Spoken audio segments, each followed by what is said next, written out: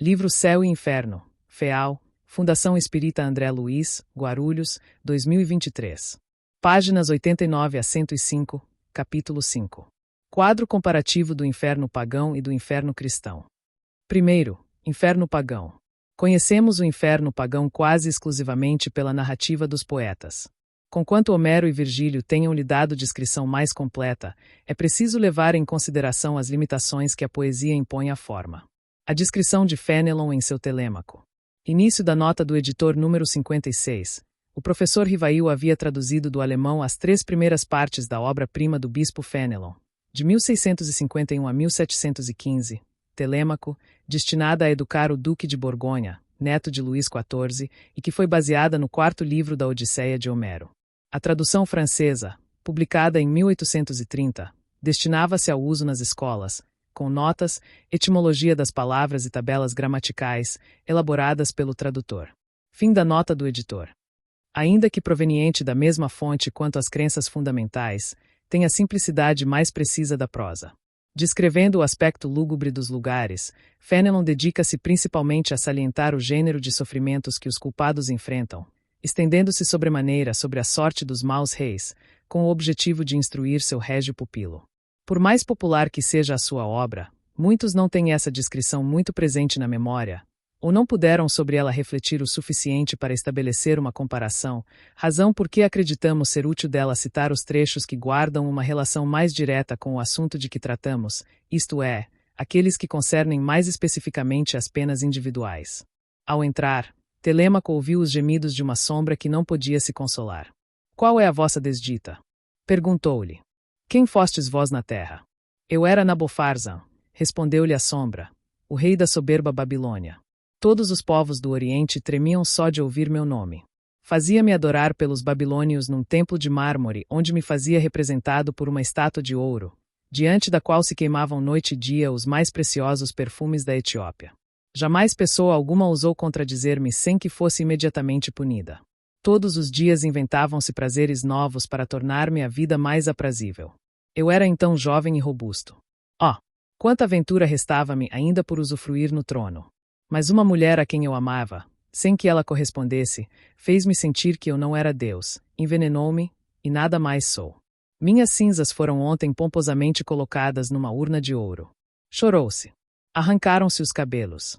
Fingiram querer lançar-se à minha pira crematória para junto de mim morrer.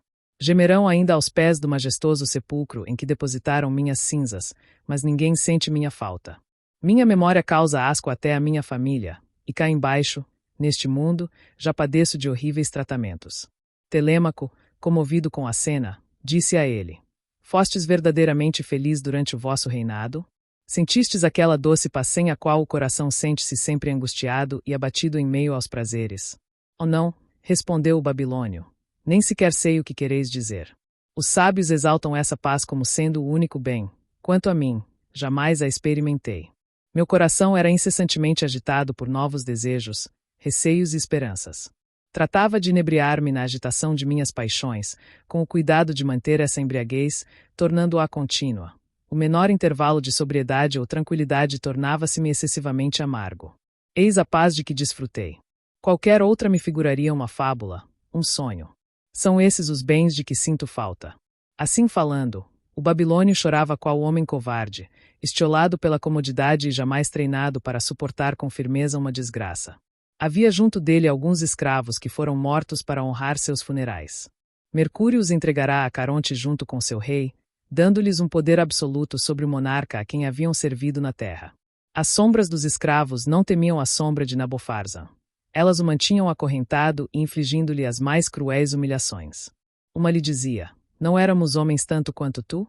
Como foste tão insensato para te creres um Deus? Não te convinha lembrar que eras da raça dos outros homens.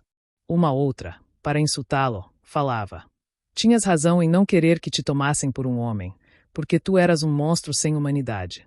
Outra ainda dizia-lhe: Pois bem, onde estão agora os teus aduladores?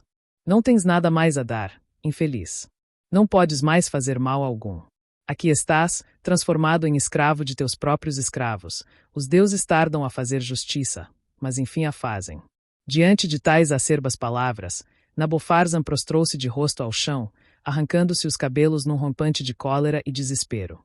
Mas Caronte ordenava aos escravos: arrastai-o por suas correntes, levantai-o contra a vontade. Ele não há de ter sequer o lenitivo de ocultar sua vergonha. Que lhe sejam testemunhas todas as sombras do Estige, como desforra dos deuses, que por tanto tempo toleraram que reinasse um ímpio como ele sobre a terra. Bem perto de si, Telêmaco logo percebeu o negro tártaro, do qual saía uma fumaça escura e espessa, de pútrido odor capaz de causar a morte caso se alastrasse pela morada dos vivos. Essa fumaça cobria um rio de labaredas e turbilhões flamejantes, a produzir um estrondo semelhante ao das cataratas mais caudalosas quando despencam dos altíssimos rochedos nas furnas abismais, fazendo que nada se pudesse ouvir claramente nesses tristes recantos. Secretamente encorajado por Minerva, ele entrou sem receio nesse abismo. Viu inicialmente um grande número de homens que viveram nas mais modestas condições, punidos que eram por haverem procurado a riqueza por meio de fraudes, traições e crueldades. Percebe muitos ímpios hipócritas que, simulando apreço pela religião, dela se utilizaram como conveniente pretexto para satisfazer sua ambição, explorando a credulidade dos homens. Tais homens, por terem abusado da própria virtude, ainda que fosse esta a maior dádiva dos deuses, eram punidos como os maiores criminosos entre todos os homens. Os filhos que degolaram seus pais e suas mães, as esposas que banharam as mãos no sangue de seus maridos, os traidores que, faltando aos juramentos, haviam vendido sua pátria, sofrem todos penas menos severas que os hipócritas. Os 3 juízes dos infernos assim estipularam, porquanto os hipócritas não se contentam em ser maus como o resto dos ímpios. Eles ainda querem se passar por bons e fazem, por sua falsa virtude, com que os homens não confiem mais na virtude verdadeira. Os deuses, dos quais zombaram, fazendo que os homens os menosprezassem, têm prazer em empregar todo o seu poder vingando-se de tais afrontas. Perto destes últimos apresentavam-se outros homens que o vulgo não vê como culposos, mas que a vingança divina persegue impiedosamente. São os ingratos, os mentirosos, os aduladores que aclamaram o vício, os críticos maliciosos que trataram de ferir a virtude mais pura.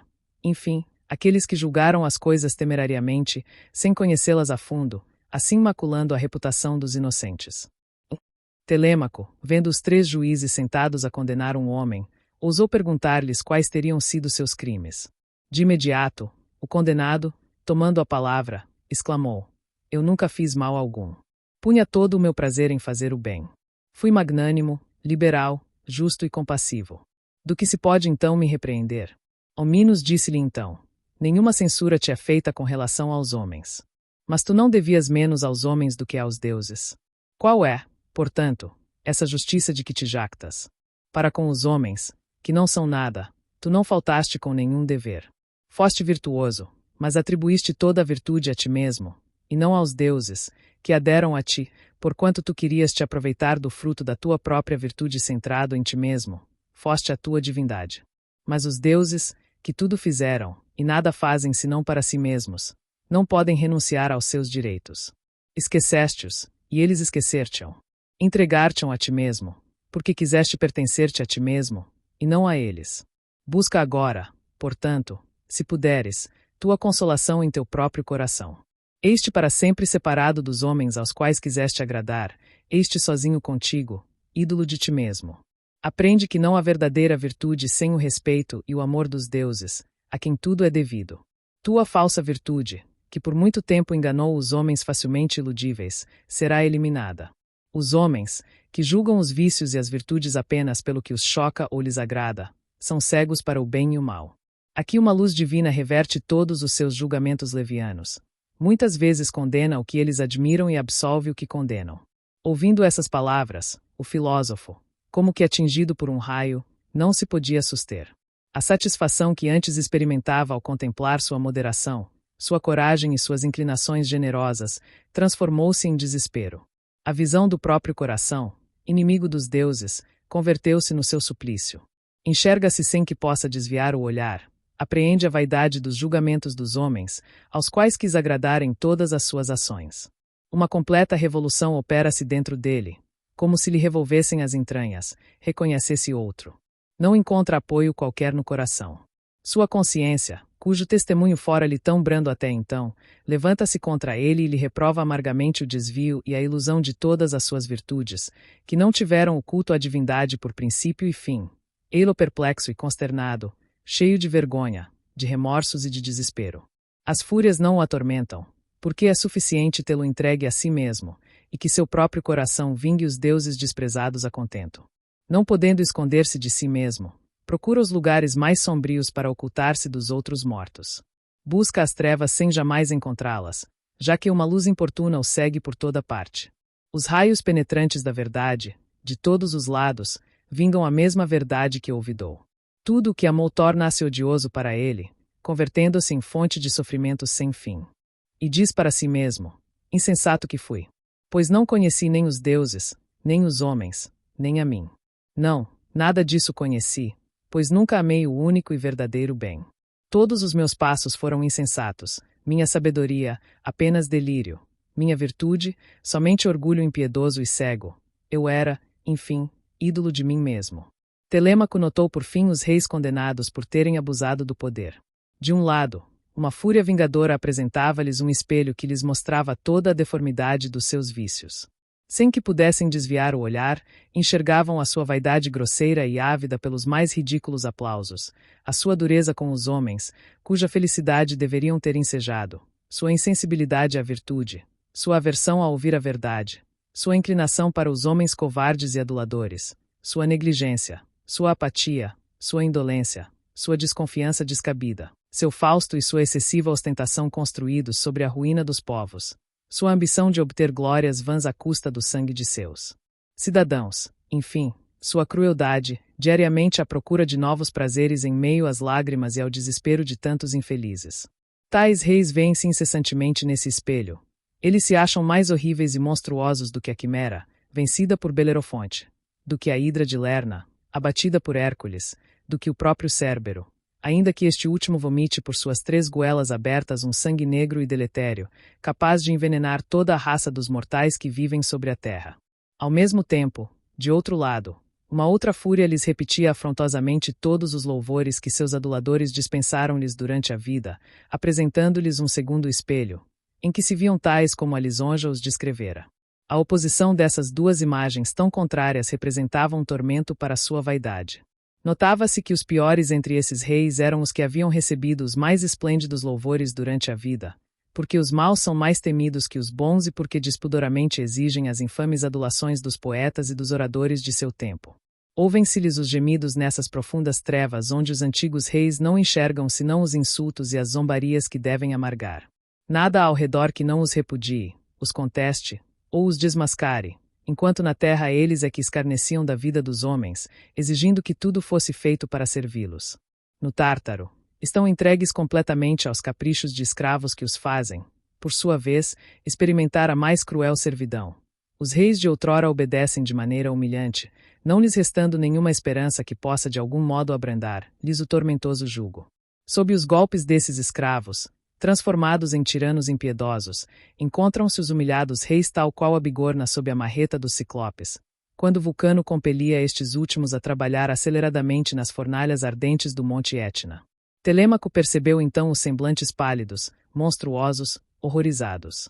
Sombria tristeza consome os criminosos. Sentem, de si mesmos, um horror de que se não podem livrar, como tampouco de sua própria natureza. Para seus erros não há necessidade de outra punição que não suas próprias faltas, que se lhes descortinam incessantemente em toda a sua magnitude, sob a forma de abomináveis espectros em sanha persecutória. Para escapar de tal perseguição, procuram uma morte ainda mais poderosa do que aquela que os desprendeu de seus corpos. Desesperados, clamam por morte que lhes possa anular o sentimento e a consciência, suplicando para que os abismos os devorem, de modo a evadirem-se a verdade, que os persegue com seus raios vingadores. Mas estes últimos estão destinados à vingança que sobre eles há de destilar, gota a gota, sem jamais se esgotar. A verdade, cuja visão os atemoriza, constitui o seu suplício. Mas veem-na, ainda assim, e tudo o que conseguem ver é a verdade que contra eles se levanta, visão que os lacera, os estilhaça, arrancando-os de si mesmos, visão que atua como um raio, penetrando até o fundo das entranhas sem nada destruir ao redor.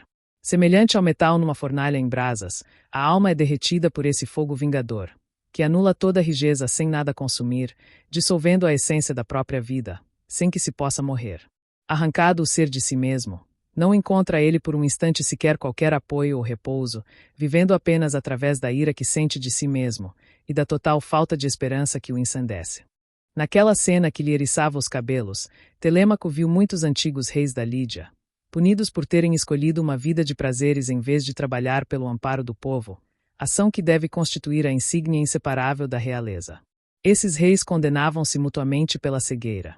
Um dizia a outro, que fora seu filho: não te havia recomendado várias vezes, em minha velhice, antes de minha morte, que reparasses os males que eu negligentemente cometi. Ah, infeliz pai, dizia o filho, fostes vós que me arruinastes. Vosso exemplo é que me inspirou o Fausto, o orgulho, a volúpia e a dureza para com os homens. Vendo-vos reinar com tanta indolência e cercado por vis aduladores, foi que me acostumei a amar a lisonja e o prazer. Acreditei que o resto dos homens era, com relação aos reis, apenas o que cavalos e burros de carga são com relação aos homens, isto é, animais a que só se dá importância enquanto prestam serviços e são úteis. Nisso acreditei, e fostes vós que me fizestes nisso acreditar, e agora sofro tantos infortúnios por vos haver imitado. A tais censuras acrescentavam as mais abomináveis maldições, parecendo encolerizados a ponto de se destruírem mutuamente.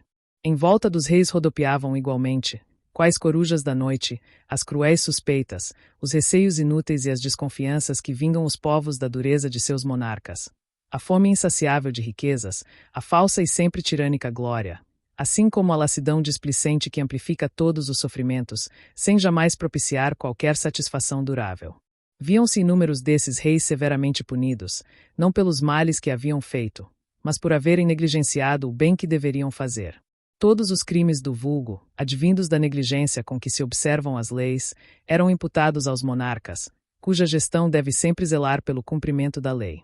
Imputavam-se também aos reis todas as desordens nascidas do Fausto, do luxo e dos demais excessos que incitam os homens à violência e à tentação de transgredir as leis para adquirir riquezas. Tratava-se com rigor sobretudo aos reis que, em vez de representarem bons e atentos pastores do povo, tinham apenas cogitado em destruir o rebanho, quais lobos vorazes. O que mais consternou Telêmaco, no entanto, foi ver nesse abismo de trevas e tormentos um grande número de reis que, tidos na terra como bons reis, tinham sido condenados às penas do Tártaro por se deixarem governar por homens maus e ardilosos. Eram punidos pelos males que permitiram ser cometidos sob sua autoridade. Ademais, não chegaram a ser esses reis, em sua maior parte, nem bons nem maus, tamanha a sua frouxidão. Nunca recearam ignorar a verdade, não sentiram jamais o gosto da virtude, nem tampouco se interessaram pela prática do bem. Segundo, inferno cristão. A opinião dos teólogos sobre o inferno resume-se nas citações a seguir. Início da nota do autor número 57. Citações extraídas da obra O Inferno, de Auguste Calais. Fim da nota do autor. Esta descrição, colhida dos autores sagrados e da vida dos santos, pode ser tanto mais considerada como a expressão ortodoxa da fé nessa matéria quanto é a todo instante repetida, com pouca variação, seja nos sermões dos púlpitos protestantes, seja nas pregações dos padres católicos. Os demônios são puramente espíritos, e os condenados, que se encontram presentemente no inferno, também podem ser considerados como espíritos puramente, uma vez que apenas as suas almas ali desceram. Suas ossadas, restituídas ao pó, transformam-se continuamente em ervas, em plantas, em frutos, em minerais, em líquidos, sofrendo, sem o saber, as contínuas metamorfoses da matéria. Mas os condenados, assim como os santos, devem ressuscitar no último dia e retomar, para não mais deixá-lo, um corpo de carne, o mesmo corpo pelo qual foram conhecidos quando vivos. O que distinguirá uns dos outros é que os eleitos ressuscitarão em corpos purificados e resplendentes, enquanto os condenados, num corpo disforme e enodoado pelo pecado. Não haverá mais no inferno, portanto, homens de natureza puramente espiritual, haverá homens tais como nós. O inferno é, por conseguinte, um lugar físico, geográfico, material, uma vez que será povoado por criaturas terrestres, com pés, mãos, boca, língua, dentes, ouvidos, olhos em tudo semelhantes aos nossos, assim como sangue nas veias e nervos sensíveis à dor. Início da nota do editor número 58.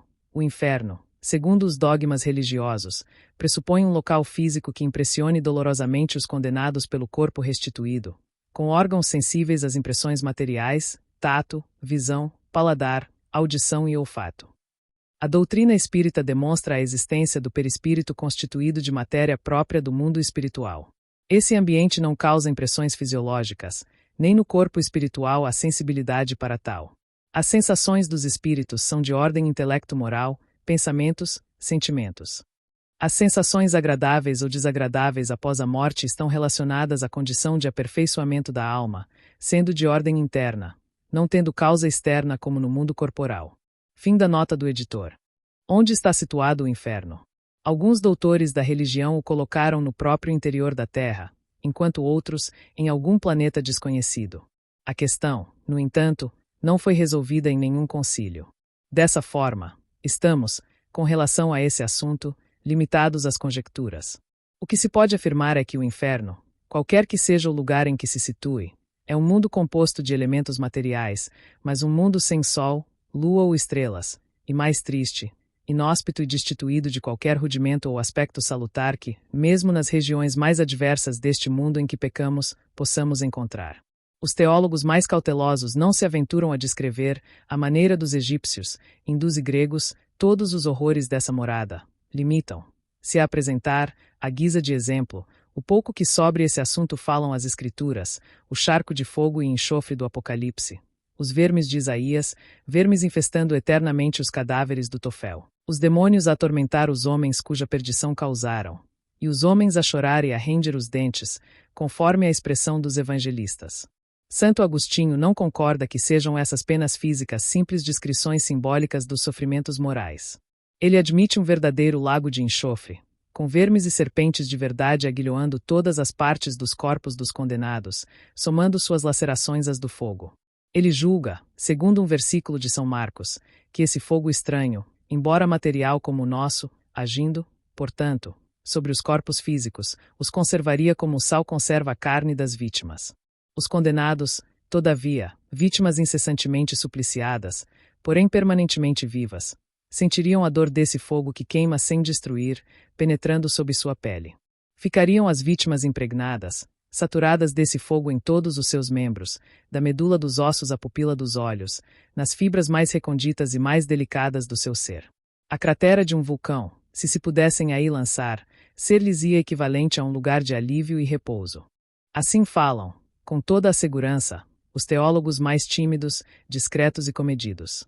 Não negam, aliás, que haja no inferno outros suplícios corporais, apenas alegam que, para tratar do assunto, não têm um conhecimento ao menos tão suficiente e certo quanto o que lhes foi transmitido acerca do terrível suplício do fogo e do repugnante suplício dos vermes. Mas existem teólogos mais ousados ou informados que fazem descrições mais detalhadas, mais variadas e mais completas do inferno. Ademais, ainda que não se saiba em que lugar do espaço está situado esse inferno, há santos que o viram. Não que tenham estes últimos aí estado com a lira na mão, como Orfeu, ou empunhando a espada, tal qual Ulisses, eles foram para lá transportados em espírito. Santa Teresa é um desses casos. Ao que parece, segundo a descrição da santa, existem cidades no inferno. Ela ali viu ao menos uma espécie de viela longa e estreita, como tantas que existem nas cidades antigas. Entrou nela, caminhando com horror por um charco pútrido, em que pululavam répteis monstruosos, tendo, porém, sua caminhada interrompida por uma muralha que bloqueava a rua. Havia nessa muralha um nicho onde Teresa se pôs de cócoras, sem se dar conta de como isso tenha se passado. Relata ela que aquele era o lugar que lhe estaria destinado caso ela abusasse em vida das graças que Deus derramava sobre seu claustro em Ávila. Ainda que tivesse adentrado com espantosa facilidade o nicho de pedra, ela ali não conseguia, no entanto, seja sentar-se, deitar-se, ou ficar de pé, e conseguia menos ainda sair daquele lugar. Essas terríveis paredes, vergando-se sobre ela, envolviam-na e apertavam-na, como se estivessem vivas. Parecia-lhe que a asfixiavam, estrangulando-a, ao mesmo tempo que a esfolavam viva, cortando-a em pedaços. Sentindo-se queimar, experimentava, ao mesmo tempo, toda espécie de angústias. Sem esperança alguma de socorro, tudo ao redor dela eram apenas trevas, conquanto ainda pudesse perceber, espantada, através das trevas, a hedionda viela em que se encontrava, assim como toda a imunda vizinhança desta, espetáculo para ela tão intolerável quanto a constrição experimentada em sua prisão. Ali era de certo apenas um pequeno recanto do inferno. Outros viajantes espirituais tiveram maior privilégio, tendo visto no inferno grandes cidades em chamas, Babilônia, Nínive e mesmo Roma, com seus palácios e templos incendiados, todos os seus habitantes acorrentados e o traficante ao seu balcão, padres jungidos a cortesãs em salas de festins, gritando de assentos dos quais não se conseguiam desprender, levando aos lábios, na tentativa de mitigar a sede, taças que expeliam fogo, criados ajoelhados em latrinas ferventes a estender os braços, e príncipes cobertos por lava devoradora feita do ouro derretido que lhes escorria das mãos. Outros viram no inferno planícies sem fim, a destilar o suor de camponeses famélicos que, arando e semeando sem nada lograr extrair desses campos e de suas estéreis sementes, entredevoravam-se, dispersando-se em seguida pelo horizonte, tão numerosos, macérrimos e esfaimados quanto antes, indo em vão procurar terras mais ditosas adiante, substituídos de imediato, nos campos que desocupavam, por outros magotes de condenados errantes. Aos que viram no inferno montanhas cheias de precipícios, florestas de gemidos, poços secos, fontes abastecidas de lágrimas, córregos de sangue, turbilhões de neve em desertos de gelo, naus de aflitos a matroca em mares infindáveis. Revia-se ali, enfim, tudo o que viam os pagãos, um reflexo macabro da terra, uma reprodução imensamente ampliada de suas misérias, com seus sofrimentos característicos eternizados, incluindo até mesmo calabouços, patíbulos e instrumentos de tortura por nossas próprias mãos forjados. Há lá embaixo, de fato, demônios que, para mais efetivamente torturar os homens em seus corpos, fazem-se corpóreos também. Uns, com asas de morcego, chifres, couraças de escamas, patas com garras, dentes agudos, mostram-se empunhando gládios e forquilhas, alicates e tenazes ardentes, serras e grelhas, foles e clavas, utilizando-se da carne humana para exercer, por toda a eternidade, o ofício de cozinheiros e de carniceiros. Outros transformam-se em leões, ou em enormes serpentes, arrastando suas vítimas até solitários covis. Estes transformam-se em corvos que arrancam os olhos dos culpados. Aqueles, em dragões voadores que atacam os réprobos pelas costas e os levam, aterrorizados, sangrando e gritando em meio às trevas, para depois lançá-los num lago de enxofre. Aqui, nuvens de gafanhotos e escorpiões gigantescos, cuja visão dá calafrios e cujo odor causa náuseas, provocando convulsões ao menor contato. Acolá, monstros policéfalos abrindo por todos os lados suas vorazes bocarras, agitando sobre suas cabeças disformes as crinas de serpes, esmagando os condenados entre as mandíbulas rubras de sangue, para depois cuspi-los, macerados, porém sempre vivos, porquanto imortais. Esses demônios de forma tangível, que lembram tão claramente os deuses do Amenti e do Tártaro, assim como os ídolos adorados pelos fenícios, pelos moabitas e por outros gentios vizinhos da Judéia, não fazem nada ao acaso. Cada um tem a sua função, o seu encargo. O mal que praticam no inferno guarda relação com o mal que inspiraram e causaram na terra.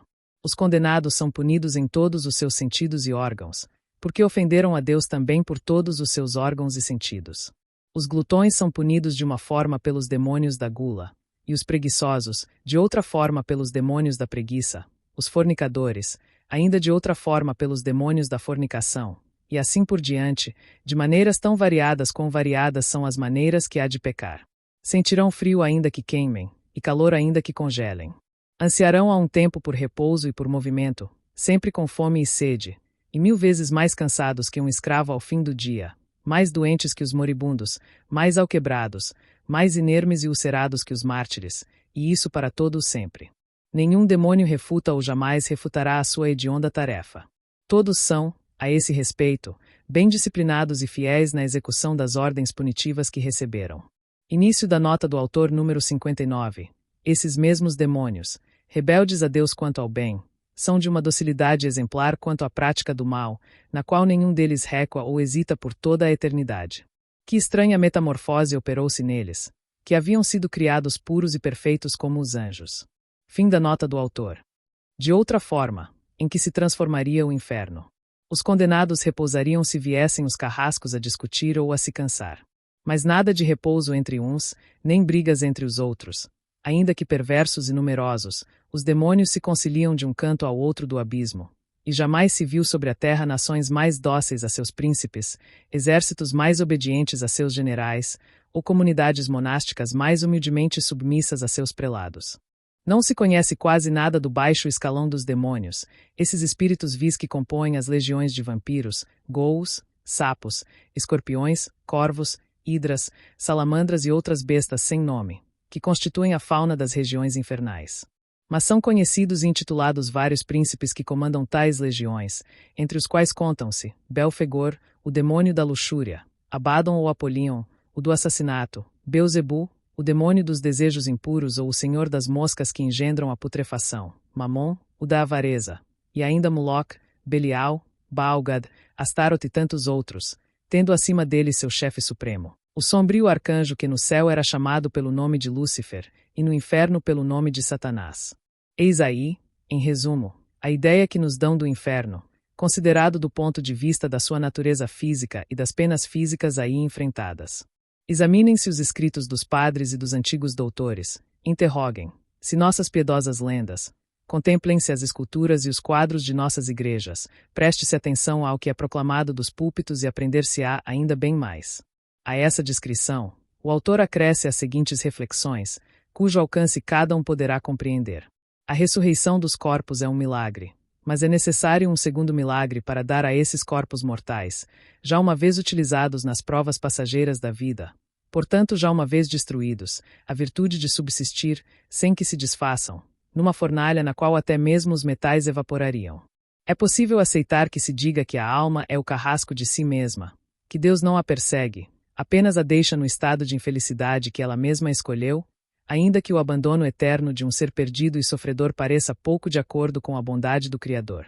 Mas o que se diz acerca da alma e das penas espirituais, não se pode, de modo algum, dizer dos corpos e das penas corporais. Para que se perpetuem essas penas corporais, não é suficiente que Deus se abstenha de agir, detendo a própria mão, é necessário, ao contrário, que Ele a mostre, que intervenha e haja, sem o que sucumbiriam os corpos. Assim, os teólogos supõem que Deus opere, de fato, após a ressurreição, esse segundo milagre de que falamos. Primeiro ele retira nossos corpos de barro do sepulcro que os havia devorado, retira-os da mesma forma como ali entraram, com suas enfermidades originais e com a degradação contínua da idade, da doença e do vício. Ele restitui-nos os corpos nesse estado, decrépitos, friorentos, enfermos, cheios de necessidades, sensíveis a uma picada de abelha, marcados pelas cicatrizes impressas pela vida e pela morte. É esse o primeiro milagre. Depois, a esses corpos estiolados, prontos para retornarem ao pó de onde provém, ele confere um atributo que nunca tiveram. Eis aí o segundo milagre. Ele lhes concede a imortalidade, o mesmo dom que, em sua cólera, ou antes, em sua misericórdia, tomara de Adão ao sair do Éden. Enquanto imortal, Adão era invulnerável. Quando deixou de ser invulnerável, tornou-se mortal. A morte segue a dor de perto. A ressurreição, portanto, não nos restabelece nem nas condições físicas do homem inocente, nem nas do homem culpado.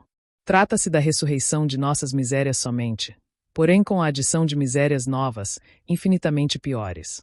É, em certa medida, uma verdadeira criação, e a mais maliciosa que a imaginação ousou conceber.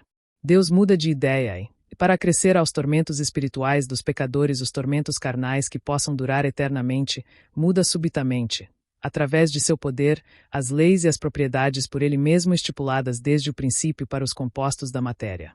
Ressuscita carnes enfermas e putrefaitas, agregando através de um laço indestrutível os elementos que tendem por si mesmos a se dispersar. Ele mantém e perpétua, contra a ordem natural, essa podridão viva, lançando-a ao fogo, não para purificá-la, mas para conservá-la tal como é, sensível, sofredora, ardente, horrível e tal como a quer, imortal. Face de Deus, por esse milagre, um dos algozes do inferno, porquanto, se os condenados só podem imputar a si mesmos os seus males espirituais, eles não podem, em contrapartida, atribuir os outros senão a Deus. Seria muito pouco, aparentemente, abandoná-los, após sua morte, à tristeza, ao arrependimento e a todas as angústias de uma alma que percebe ter perdido o bem supremo. Deus irá nessa noite, segundo os teólogos, procurá-los no fundo desse abismo, trazendo-os por um instante à luz, não para os consolar, mas para revesti-los de um corpo hediondo, chamejante, imperecível, mais pestilento que a túnica de Dejanira, para somente então os abandonar para sempre. Mas Deus não os abandonará de fato, uma vez que o inferno não subsiste, assim como a terra e o céu, senão por ato permanente de sua vontade sempre ativa, e porque tudo se dissiparia caso ele deixasse de tudo sustentar. Deus agirá, portanto, incessantemente sobre eles, para impedir que o fogo se apague, deixando de consumir-lhes os corpos, desejando assim que esses infelizes imortais contribuam, pelo exemplo de seus suplícios, para a instrução dos eleitos. Dissemos, com razão, que o inferno dos cristãos havia superado o dos pagãos. No Tártaro, realmente, vêem-se os culpados torturados pelo remorso, sempre diante de seus crimes e de suas vítimas, humilhados por aqueles que haviam oprimido em vida. São vistos a fugir da luz que os penetra e a tentar, inutilmente, escapar dos olhares que os perseguem. O orgulho é aí rebaixado e humilhado, trazendo todos os estigmas de seu passado. Todos são punidos por suas próprias faltas, a tal ponto que, no caso de alguns, é suficiente que sejam entregues a si mesmos, porque é considerado inútil que se lhes acrescentem outros castigos.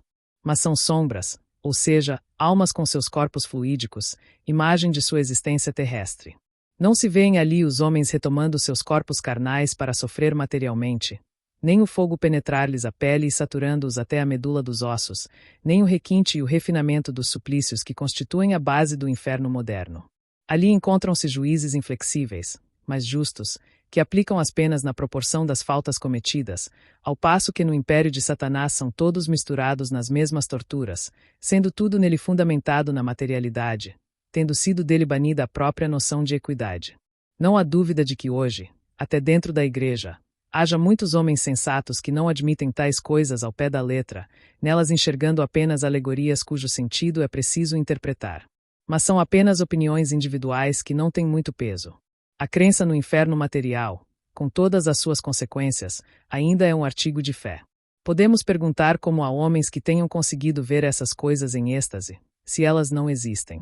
Não cabe aqui explicar a origem das imagens fantásticas que por vezes se produzem com a aparência de realidade. Diremos apenas que é preciso ver nisso uma prova da regra de que o êxtase é a menos segura de todas as revelações. Início da nota do autor número 60. V. O Livro dos Espíritos, capítulo 8, questões 443-444. Fim da nota do... Porque esse estado de superexcitação nem sempre representa o fato de uma liberação tão completa da alma como poderíamos crer, e porque nele frequentemente se encontra o reflexo das preocupações da véspera. Início da nota do editor número 61. Os estados de sonambulismo e êxtase e o fenômeno de desdobramento representam a percepção do mundo espiritual pela alma que se afasta do corpo, emancipação. Todavia, estando encarnado, toda percepção passa pelo cérebro material para ser lembrada ou relatada. Também pode se misturar com a imaginação e as crenças do indivíduo. Desse modo, é menos segura que uma comunicação mediúnica cuja descrição advenha de um espírito desencarnado, expressando-se por sua consciência espiritual. Fim da nota do editor. As ideias com que se nutre o espírito e cujas impressões são guardadas pelo cérebro, ou melhor, pelo invólucro perispiritual correspondente ao cérebro, reproduzem-se ampliadas como numa miragem, sob formas vaporosas que se cruzam e se confundem, compondo quadros insólitos. Os estáticos de todos os cultos sempre viram coisas vinculadas à fé que possuem. Não surpreende, portanto, que aqueles que, como Santa Teresa, estão fortemente impregnados de ideias acerca do inferno como as transmitidas pelas descrições verbais ou escritas, assim como pelas pinturas, tenham visões que são, propriamente falando, apenas o reflexo dessas ideias, produzindo o efeito de um pesadelo. Um pagão cheio de fé veria o Tártaro e as fúrias, como veria, no Olimpo, Júpiter a empunhar um raio. Fim do capítulo 5.